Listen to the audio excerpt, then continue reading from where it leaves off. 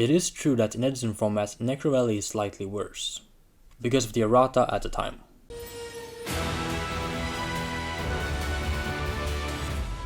This Turbo Pack 2 printing for Necro Valley is actually the correct text.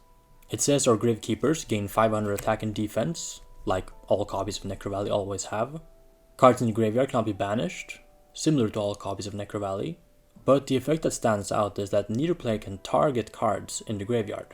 So Edison Format Necro Valley does not negate Red Eyes Darkness Metal Dragon, or cards like Treebone Frog, which the modern Necro Valley does. We all know of the devastating erratas that happened to Goya Guardian, Brionac Dragon of the Ice Barrier.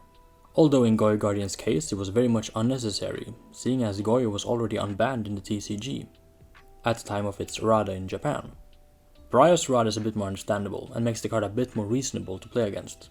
However, in the case of Necro Valley, this card got continuously buffed, multiple times during its time. This is the second errata of Necro Valley.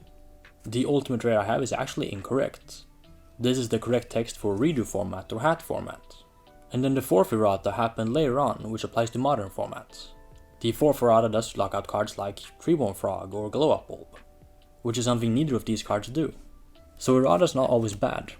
Or well, I suppose it depends whose field Necro Valley is on, and your point of view. But this card has gotten continuously buffed throughout Yu-Gi-Oh's history.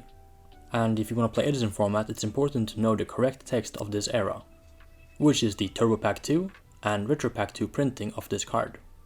Moving on with the deck profile.